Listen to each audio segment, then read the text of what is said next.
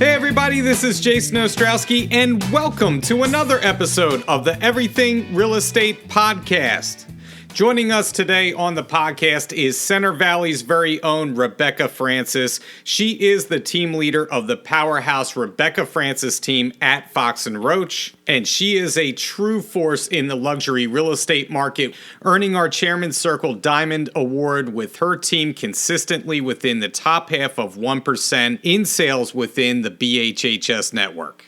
Today, Rebecca and I are going to be discussing upping your price point. Upping your price point can make all the difference for you and your business when it comes to your income, saving you time, or allowing you to break into an entirely new market. We're going to lean into Rebecca's marketing background and high-end real estate experience to discuss how to best up your price point and touch upon what it takes to ultimately be a premier high-end agent. So let's discuss upping your price point with Rebecca Francis, and we'll pick it up on the other side. With me today is one of my favorite humans in real estate. Her name is Rebecca Francis, team leader of the amazing Rebecca Francis team in our Center Valley office. Rebecca, thank you so much for taking some time off from seemingly listing every luxury property in the Lehigh Valley to join us for a little while today. It's good to have you back on the podcast, by the way. So how are you? I'm great. Thank you so much for having me. I really appreciate it. Well, it's been a while since we've been together, even though I did see you yesterday. Just for closure, we did have a chance to chat yesterday. So today, you and I are going to talk about the importance of upping your price point. And I think that it's something that, in my opinion, does not necessarily get focused on enough in real estate. But it can lead to so many positive changes to your business. And we're going to touch upon some of those changes in this episode. But first, I want to start off by asking you, do you, Rebecca Francis, start each year with a business plan that includes an average sale price that you wish to achieve, number one? And if so, how do you formulate that number? Wow, that's a great question. To be clear, I always start off every year with a business plan, and I have my goal numbers. I've got stretch numbers, and I go into that knowing what my current average list price and my current average sale price is. Do I focus on where I want to go? No, in terms of dollar or sale price, probably not. But I do have a really good sense of where I stand in our current market. And like right now, we're at about average sale price is around $1 million. And which is, the Lehigh Valley is not Philly, right? We have a lower price point, certainly.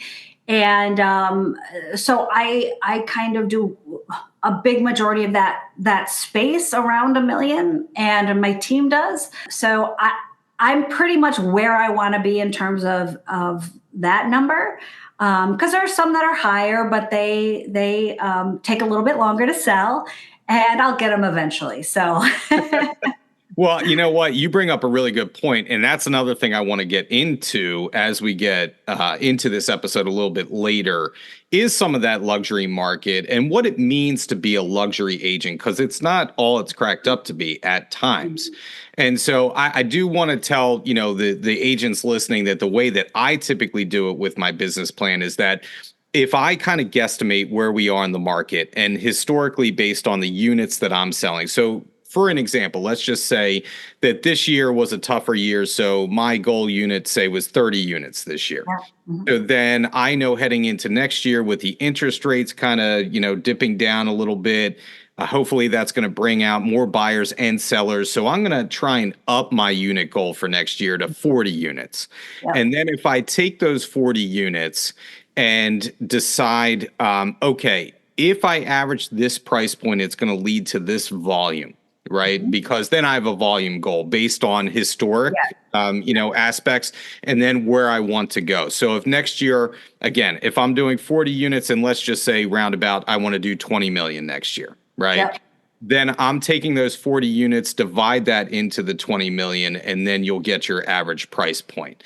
And Right. so I think that that's a goal I have every year, is to up that price point just a little bit. You had Well, mentioned that you're doing about 1 million in terms of average price point. I'm about 800,000 awesome. this year, which I love. I love that little Because it sells. yes, because it It's sells. So important. yeah, and that is an important distinction that we'll get into. So I wanted to ask you that first, because I think agents need to know, like, how do I get to that price point, right? It's not pie in the sky. It's based off of hard evidence of where you've been and where you want to go.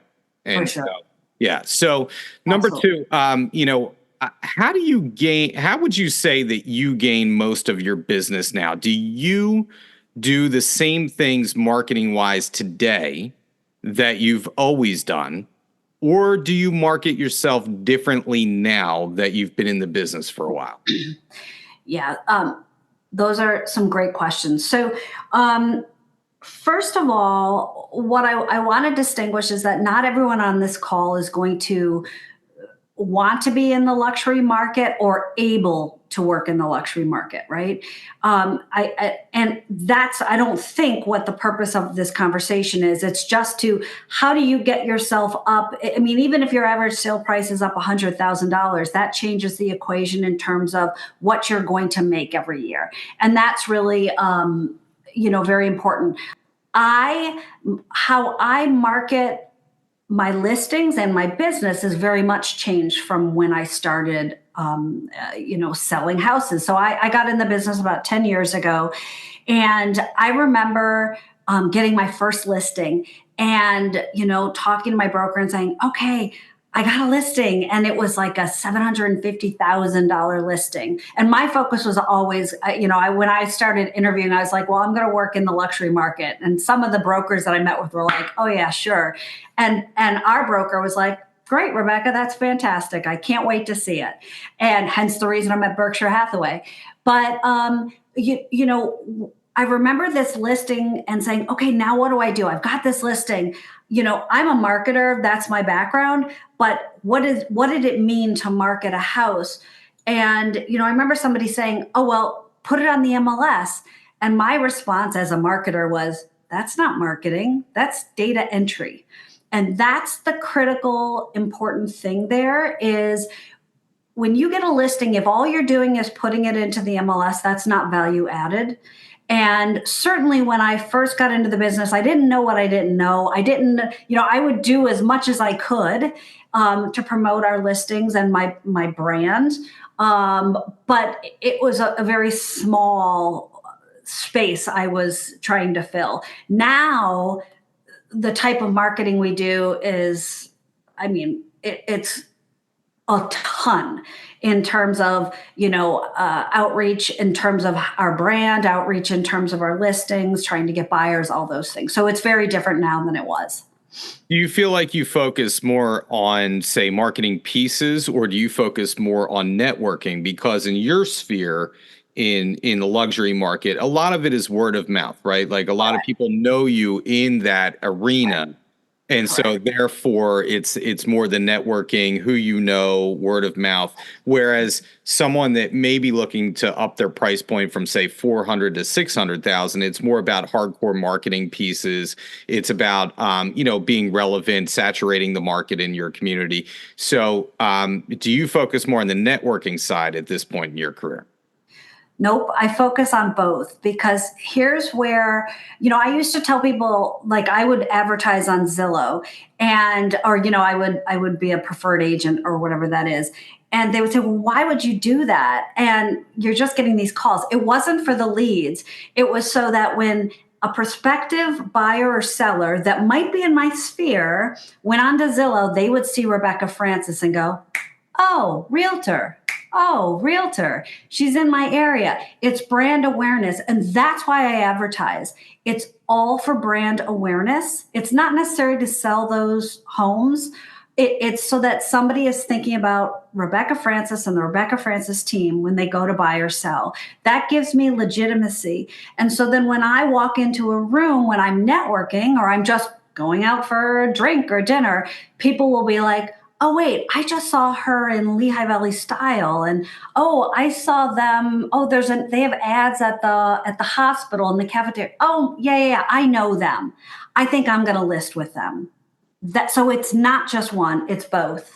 Everybody loves a winner, right? And if the perception is that you're the realtor to go to in that community, so I always look at it this way: there's always the brand awareness side of marketing, and then there's the actual marketing that will get you leads. Both are incredibly important. So, Yeah. would you say that where you position yourself, like you had mentioned some of these places that you're putting your team name out there, Yep.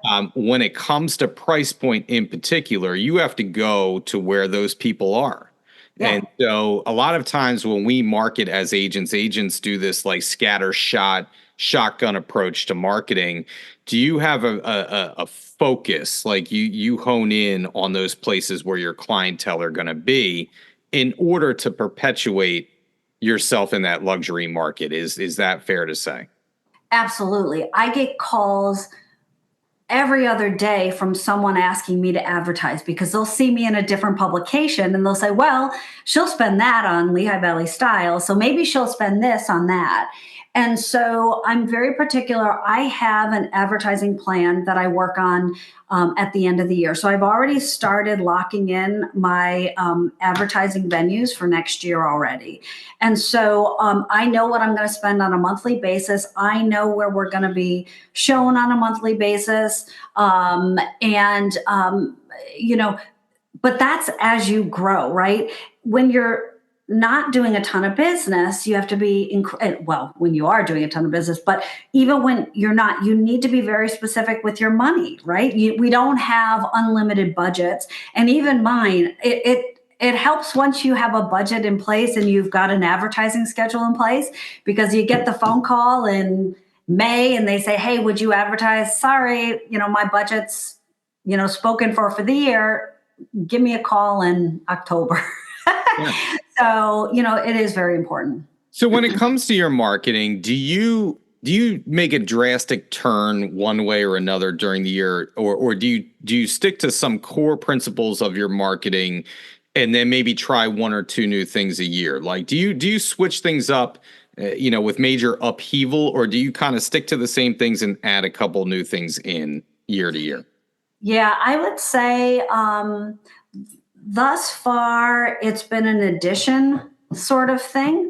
And of course, as you sell more homes, you make more money, and a bigger percentage goes towards advertising and marketing, right? I'm at a point now where, interestingly, I have a marketing coordinator on staff, and we were having a conversation the other day about one of our advertising pieces that we do on a monthly basis, and it's a nice chunk of change as it goes along, and I think it's a great branding avenue that we're using. But my conversation with the marketing coordinator was that we need to go out and really see this, and I want to see if anybody's looking at that. And because I'm not hearing anything about it. I do think it's a great branding, but is it the best use of my money? I don't know. So absolutely we look at it, but you have to stick with something. I give everything at a minimum 6 months, Most things, you're in for a year, in my opinion. Don't even bother to advertise if it's a one-off, even though that's what I did when I started in the business. But okay, I'm going to run one ad in this publication for, like, do you think that's really going to do anything? It's probably not. Yeah, I almost look at it like if you want to increase, I always look at this from a health standpoint. Say you take supplements, right? If you take one supplement one time, that's not going to do anything for you, right? You have to, it's the accumulation of everything over time that really becomes a tipping point. And so, Correct. like you said, like if you're going to commit to something, you have to commit for at least, like you said, 6 months. I typically do it for a year. Give it Yep. a really good trial run to see how it's panning out. I want to ask you, we've been talking about the luxury market, but let's just say that an agent is trying to up their price point from 250,000 a year to 500,000 a year. if you were in that agent's shoes, what would you be doing to make that happen this year? Yeah, that's a great question. So, I think to go along with that is there are a lot of people that aren't marketers, right? They don't know what to do or what not to do. And so if you're with Berkshire Hathaway, I think it's really important to utilize what we have available to you. There are incredible resources that we have through our ACE program, and the Berkshire Hathaway marketing program, all of those kinds of things. So utilize what is already available to you, and you don't have to pay for it. Right. So that's number one. But number two is if you're trying to increase your average price point, you need to, first of all, say, okay, what is the amount, what's the number that I'm going for? Okay, great. Now, where are those homes, first of all? Like, okay, where are all those neighborhoods? I know every neighborhood in this area that has houses $1 million, $2 million. I know it like the back of my hand, right? Like I just do. But that's my market. And so if your average price point is 500,000, that's what you're looking for, then you need to figure out where are those houses. Once you know where those houses are, then you say, okay, who are these people that live in these houses? What do they like? What do they read? What do they eat? Where do they shop? All those kinds of things. And then you say, okay, well, how do I reach those people? And, another thing is, what clubs do they go to? Do they belong to golf clubs or tennis clubs, or are they on the PTA? All those kinds of things.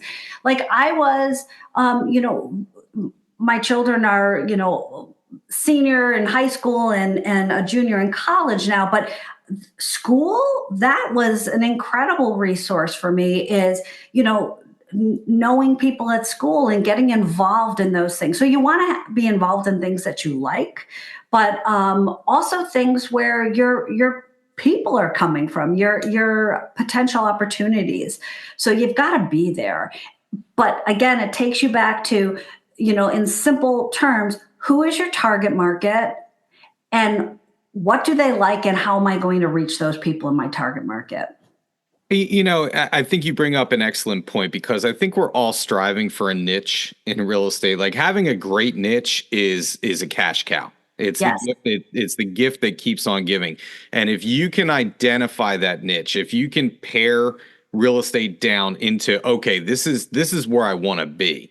Yeah. I think that's 90% of the battle because then you can formulate a plan to Yes. reach those people. So before I got into management, when I was still in sales, I was going to do this thing where I was going to focus on just golf course communities, within Montgomery County and just blanket market the entire place with golf tees and golf balls and I had this whole marketing thing figured out. Now I didn't end up doing that, but that was a strategy, right? And that was something that would have upped my price point at that time. But you also bring out a great point that if your focus is those $500,000 homes, you have to know every single house in your market that has those neighborhoods in order to reach those people. So the first thing is having market knowledge.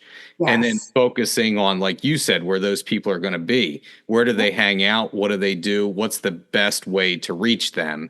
And I thought about like out of the box traditional marketing or the opposite of traditional marketing in order to reach those people.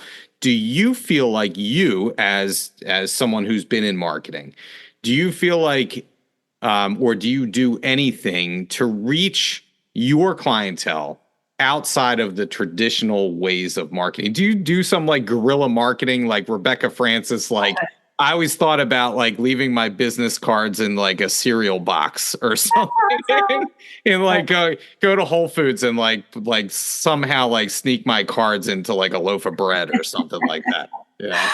Oh my gosh. When I used to have an advertising and marketing firm and I had the Guerrilla Guide to Marketing. So that really takes me back. I think that was the 90s.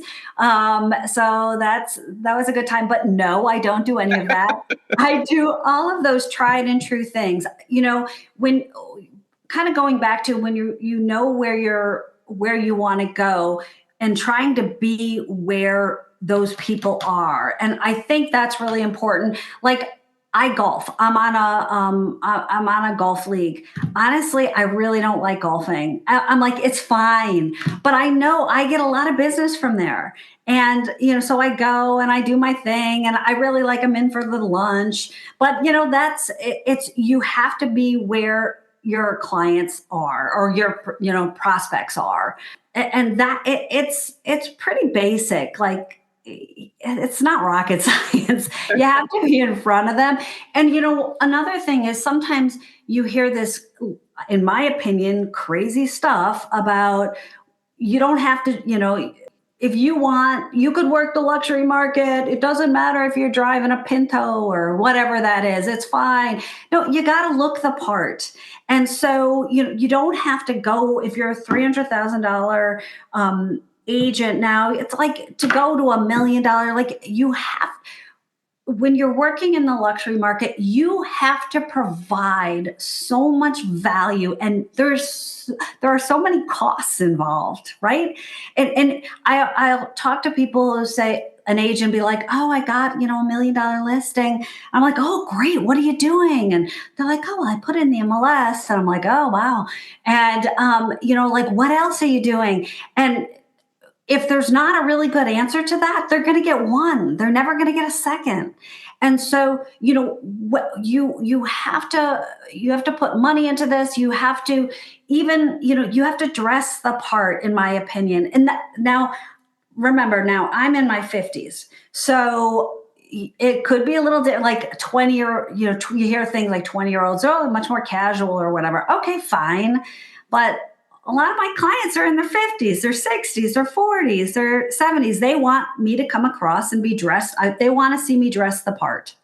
And that includes where I shop, what I wear, the clubs I go to, et cetera, et cetera, et cetera. I think that's really important. I know I've had some luxury listings where I've literally had clients tell me it's because I looked at your car, I looked at, the way that you're dressed, and I just felt like you were put together. And they think you're successful. yes, and they think you're Exactly. successful. So, like, fake it till you make it. Fake it till you make it. Exactly. Borrow a car, rent a car. I don't care. And if that's what you want, if that's the price point that you want, then you have to do what it takes to get you there. And part of that is also investing in yourself in terms of your marketing. Like you had mentioned, like it's not a cheap thing when you're going to be marketing to that sphere, to that upper echelon clientele. It's not the easiest thing in the world in terms of cost. You have to be prepared to spend money. Right. You spend money to make money, right? So absolutely. And the expectations are high. Yes, and the expectations are high. So I want to touch upon more about that because time can be an important factor in increasing your price point. For example, first-time home buyers that you've worked with in the past become move-up buyers, right? Clients get better jobs. They start making more money over time. People have families. They need bigger houses. The one that you sold them 5 years ago isn't cutting it anymore. They're going to look for something bigger. Do you think it's inevitable that an agent's price point should increase over time? Or do you disagree with that premise? Oh, wow. What a question. I don't think it's inevitable because, so what? Your kid doesn't, you sell this one, their house, maybe they won't make more money. I don't know. They have 5 kids and they're sending them to school. So no, it's not inevitable. It has to be very thoughtful. And I always look at my business as this is my business. And how am I going to get to where I want to go? And I show up every day. Every day, and I work this. And from day one, when I was a new agent, I would show up at our office, and I might be the only person there besides the OA, and our broker would come in, and oh, hi, Rebecca, and I'd be upstairs all by myself, and I'd be sitting there going, "Good God, what do I do today?" But I just showed up, and I kept listening and learning, and just trying to do better. But also I really had to focus on who I was going after. So yeah, I think, well, that's rule number one, right? Show up. And I feel like the agents that it's the 80-20 rule, and we always talk about it, 20% of the agents are going to do 80% of the business. And those 20% of agents are the ones that are the core people that show up in the office all the time, the professionals in our industry. We talk about raising your price point as always being a good thing so far. But is there a downside to having your price point being too high? Absolutely. First of all, it takes a lot longer to sell. And, you know, th- and there's a lot of holding costs there, right? As from a time, energy, money perspective, if you hold on to a listing for 6 months to a year, I'm marketing a listing for 6 months to a year. That's a lot. That can get to be a lot. The expectations from your clients are very high. And they want to know, I mean, they want FaceTime. They want to know that you're thinking about their listing all the time. I was working on some market reports this morning, and truthfully, think about the last couple of years. We haven't had to. Very few people have had listings that sat, right? Guess what, folks? We're going back to it. There's going to be more houses on the market. I have a newer agent, and she was like, "Oh, I don't know. A house been on the market for 2 weeks. What do I do?" And I'm like, "What?" But has never lived in the world of, 6 months. Of course, it's not sold yet, and so that's going to be a real rude awakening for newer agents, I think. So I don't know. I don't even remember what the question was. But. No. I think I agree with you. I think that, early in my career, I had a luxury agent that I greatly respect in my office say that if she could reinvent herself and do it over again, she would focus on the price point between 400 to 800,000. Yes. Yeah. Because that's what sells. Sells. And we've been kind of pampered the past, Yes. 3-4 years in the luxury market because Yes. just like everything else, it's been a strong market for everybody, Right. including Exactly. luxury sales. But Yes. those luxury sales, like you say, the stress that comes along with not having a luxury property sell and the carrying costs and all that stuff for a year, and then you lose the listing, and then somebody else reduces the price and they sell it right away. I mean, yeah, that's brutal. So it's brutal. yeah, so to everybody listening out there, it's always nice to have the prestige of having a beautiful luxury listing. But do you want that in the end? Yeah. Because all that stuff is very real and it comes with it. So, for my money, if I can average where I am right now, 800,000 for the rest of my career, I will be a very happy man. Happy man. Because, Yep. I know it's going to sell, outside of some catastrophic event. I mean, the market could go south tomorrow for everybody, but I'm just saying that you're going to make a lot of money if you average that. And I think the ultimate goal here is to save you time, save you effort, and you make just as much money as you would selling a $250,000 home that you would, selling an $800,000 home. Right. It's going to take that same effort, make some more money, doing it. For sure. For sure. And, Jason, I just wanted to harken back to one of your first questions about every year, do I kind of come up with where I want to be? And, as an example, maybe 2 years ago, I wanted to actually reduce my average price point because I needed things that were going to kind of fill in the gaps. And I started looking at okay, maybe I want a couple of those $500,000 to $700,000. And not a couple, I wanted a lot of them. And because I needed to fill in the gaps between selling the bigger homes. And, the next year we did a lot of that kind of business.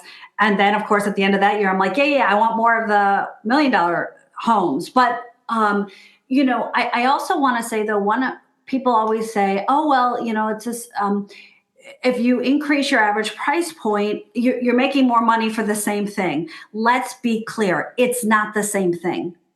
I don't do the same thing I do for a $300,000 house that I would do for $1 million house. And it's easier for me to sell a $300,000 house than it is for me to sell $1 million house. Mm-hmm. But I'd rather personally focus on one than having to focus on three to make up for that, commission. That's a great point. You're absolutely positively correct that it's not the same.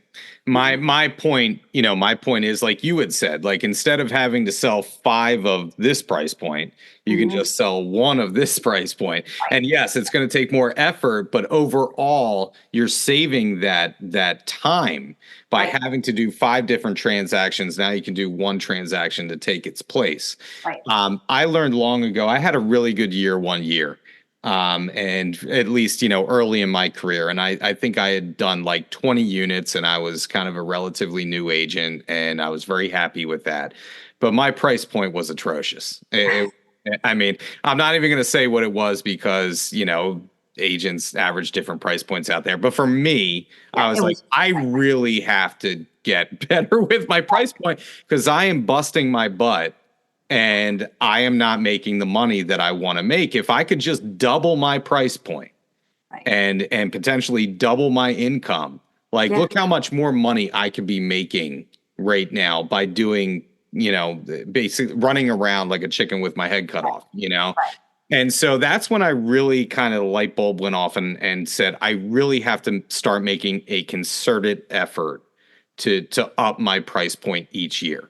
And from that point forward, with my business plan, that's always kind of worked out for me. Now, I don't know if that's like manifesting things, because I believe in that. Yeah, a lot of it is like your mindset, right? And if you focus on that price point, somehow magically it ends up happening for you. So there's a lot of effort that goes into that behind that. But I'm saying that if you have those numbers in your head, you will succeed. So have a plan to start. Have a plan. Absolutely. All right. Before we get out of here, I want to ask you one last thing. So since in that luxury sphere, now I've never asked you this. I don't know if you host brokers opens or anything like that. What is the bougiest thing you've ever done when hosting a brokers open? Lord. Have you done something like crazy marketing wise to get a listing sold? I'm going to give you an example. Okay. I went to a broker's open one time and I went with my now wife at the time we were dating. And they brought in a Ferrari dealer from the main line to have Ferraris out front in this broker's open. And they had a salesman that was selling Ferraris. That's awesome. So, of course, this salesman, thinking that somehow I had the money to buy a Ferrari, starts talking to me. My wife went into the house. She had absolutely no interest. And so before you know it, I'm sitting in the Ferrari, like playing with the paddle shifters. And I love it. This person's trying to sell me a Ferrari out front. And my wife calls me and she's like, what are you doing? Get it out. Don't stop wasting their time, Yeah. So I said, basically like, all right, I'm coming. And I went back in. But is there anything marketing wise that you have done to promote a listing that's been kind of that, that ilk? I have to admit, no. But the one funny kind of car story was I had a client we were selling his, I don't know, a $1.3 million house. And we were about to put it on the market. And he said, Rebecca, I have an idea that I want to put in front of you. I said, what's that? And he said, I was thinking, so I've got a Porsche and I'm ready to trade in the Porsche. It's not that old, but it's just like, I've got kids, whatever. So I'm ready to get rid of the Porsche. Why don't we throw the Porsche in with the sale of the house? And he said, we'll raise the price of the house by $100,000. We'll throw in the Porsche, call it a day. And I was like, I'm like, have you been watching too much of like Ryan Seacrest or something? Whoever that guy is, Ryan, what's his name? Yeah, sir. You had Sirhan. Sirhan. Yeah. I'm like, I don't know. This is kind of the Lehigh Valley.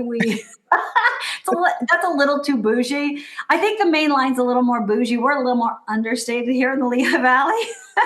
Well, I will tell you that might pose a problem for a lender as well. If you're throwing in a Porsche. True. We pulled back from. I'm like, I don't think so. I don't think that's going to fly. Yeah. Speaking of which, I thought it was so clever one time. I wrote an agreement and I said I was going to give a case of wine, like a really nice wine, to the seller. And we got the house, and immediately the lender was like, take take that case Take away. the why, right? What are you doing? That's value, Yeah, right. Oh, So always be careful not to write in a Porsche to your agreement of sale or right, exactly. fine Put wine. that on an addendum. Yeah, exactly. Yeah, sneak that into an addendum on the side. Oh, that's awesome. Anyway, well, Rebecca, it's always a pleasure talking to you. I always feel like when we're together, I feel like I can talk to you all day. So Me too. it's great. It's great to have you back on. A much continued success to you in the Lehigh Valley. And I'm sure that we're going to be talking before long. I'll probably see you somewhere at some point along the line. Absolutely. Thank you so much for having me, Jason. That was the conversation with Rebecca Francis. It's always good to talk to Rebecca. Here are a few takeaways from our time together.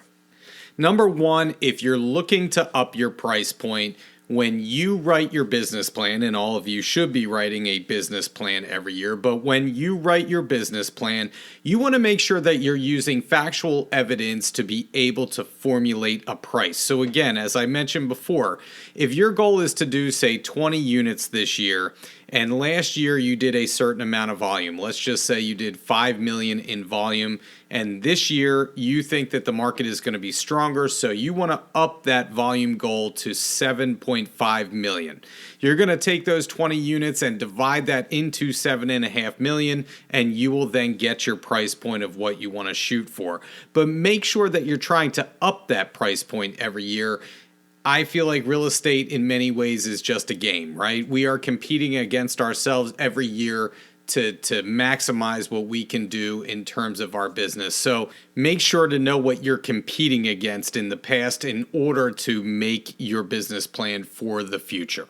Number two, if you are looking to up your price point, the first thing that you need to know is who is my target market and where are they located? Because now you can formulate a game plan in order to reach those people. So you may need to think about a new way of marketing to reach those people and where they are. If you know that people in that target market, let's just say it's 600,000, and you know a few neighborhoods that are within that range, and maybe there's a gym nearby, maybe there's a YMCA or a Lifetime Fitness, and you find that a lot of those people that live in that area go to that gym. Well, then you may think about starting to market at that gym.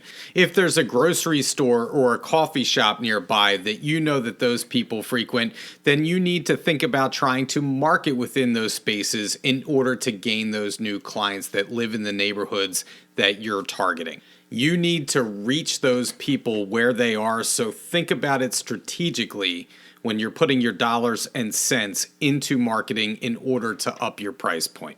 Last but not least, if your ultimate goal is to be a premier luxury agent with a very high price point, just know that there are some potential downsides to having your price point be too high. You have to decide where that sweet spot is for you and what's best for your business. If you have a fantastic niche that's given you a steady lead source in your business, by all means cultivate that niche and continue to do what you're doing, because that's going to lead to your ultimate success. Well, that's it for the podcast this week. We'll be back in another couple of weeks with a new topic, a new guest, and as always, if you want to hear something that we haven't covered yet, please reach out to me, jason.ostrowski@foxroach.com. And if you haven't liked and subscribed to the podcast or left us a review yet, please do so. It helps us to reach more people. Once again, this is Jason Ostrowski saying stay safe out there, stay selling, and we'll catch you on the next episode of the Everything Real Estate Podcast.